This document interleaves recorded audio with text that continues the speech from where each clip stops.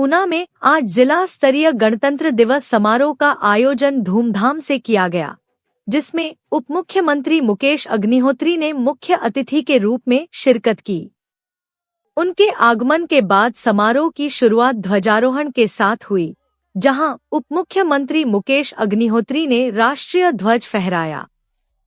इस दौरान उपस्थित जनसमूह ने एकजुट होकर राष्ट्रगान गाया और समर्पण की भावना के साथ तिरंगे को सलामी दी। यह क्षण हर व्यक्ति के दिल में देशभक्ति और राष्ट्रीय एकता का जोश भरने वाला था। ध्वजारोहण के बाद समारोह का मुख्य कार्यक्रम शुरू हुआ। समारोह में उप मुख्यमंत्री के आगमन के पश्चात विभिन्न विभागों द्वारा तैयार की गई विकासात्मक झांकियों ने सभी का ध्यान आकर्षित किया। इन झांकियों में जिले के विभिन्न विभागों द्वारा किए गए विकास कार्यों को प्रदर्शित किया गया, जो इस बात का प्रमाण थे कि प्रदेश सरकार ने क्षेत्रीय विकास और जनता की भलाई के लिए लगातार प्रयास किए हैं। हर झांकी ने अपने आप में एक कहानी समेटे थी, जो न केवल जिले के विकास की दिशा को दर्शा रही थी, बल्कि हर क्षेत्र में किए गए बदलावों और सुधारों को भी उजागर कर रही थी। उप मुख्यमंत्री मुकेश अग्निहोत्री ने इन झांकियों को देखकर संतोष व्यक्त किया और कहा कि यह झांकियां यह दिखाती हैं कि किस तरह प्रदेश में विभिन्न योजनाओं के माध्यम से जनता के जीवन स्तर में सुधार हो रहा है। उन्होंने कहा कि इन विकासात्मक प्रयासों का उद्देश्य समाज के हर वर्ग को सशक्त बनाना है और राज्य सरकार इस दिशा में निरंतर काम कर रही है। गणतंत्र दिवस के पावन अवसर पर मैं आप सभी को हार्दिक बधाई देता हूं और सभी के खुशहाल जीवन की कामना करता हूं। हमारे संविधान को बने 75 साल पूरे हो चुके हैं। वर्ष 1950 में आज ही के दिन हमारे देश ने अपने संविधान को अपनाया था, जिसके साथ भारत सही अर्थों में गणतंत्र बना और आज हम 76वां गणतंत्र दिवस समारोह की तरफ आगे बढ़े हैं।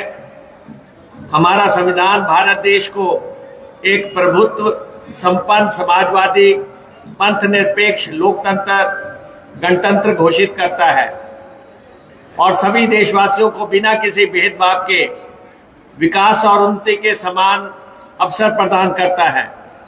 हमारे लोकतंत्र की असल ताकत संविधान में ही निहित है। इस पावन अवसर पर हम देश की एकता और अखंडता के लिए सर्वस्व अर्पण करने वाली सभी महान विभूतियों और लोकतंत्र के सजग प्रहरियों को श्रद्धा सुमन अर्पित करते हैं। हम उन सभी शहीद जवानों को भी श्रद्धा सुमन अर्पित करते हैं, जिन्होंने देश की रक्षा, एकता, अखंडता को बनाए रखने की खातिर अपने प्राणों की आहुति दी है। भाइयों और बहनों, भारत की 7 दशक से अधिक की गणतांत्रिक यात्रा में हमारे हिमाचल का योगदान बहुत उल्लेखनीय रहा है। भारत की विकास गाथा में हमारा प्रदेश एक स्वर्णिम अध्याय की तरह है। आज ऊना का नाम देश में तेज गति से तरक्की करने वाले जिलों में लिया जा रहा है। हम यहाँ विकास को और रफ्तार देने के लिए वचनबद्ध हैं। मैं आपको बताना चाहता हूं कि प्रदेश में मौजूदा सरकार बनने के बाद हमने ऊना को सौर ऊर्जा कैपिटल के तौर पर विकसित करने के लिए कदम उठाए हैं। आज दिन तक ऊना जिला में बिजली पैदा नहीं होती थी, लेकिन हमारे प्रयासों के बाद जिले में 153 मेगावाट क्षमता के सोलर प्रोजेक्ट स्थापित हो रहे हैं, जिनकी कुल लागत 600 करोड़ रुपए के आसपास है। ऊना के पेखुवाला में 32 मेगावाट का सौर ऊर्जा परियोजना चालू हो चुकी है। 10 मेगावाट की अगलोर सौर ऊर्जा परियोजना और 5 मेगावाट की भंजाल और सौर ऊर्जा परियोजना का निर्माण कार्य लगभग पूरा कर लिया गया है। इस तरह सरकारी क्षेत्र में लगभग 15 प्रोजेक्ट सौर ऊर्जा के लग रहे हैं और आने वाले दिनों में आपको बिजली की जो कमी रहती थी उसकी दिक्कतों से दो चार नहीं होना पड़ेगा।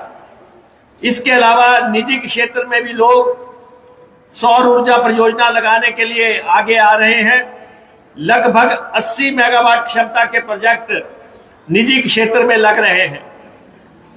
ऊना सौर ऊर्जा के क्षेत्र में अग्रणी बनकर बिजली पैदा करने वाला जिला बनने जा रहा है। इसके लिए मैं अपने जिला वासियों को दिल की गहराई से बधाई देना चाहता हूं।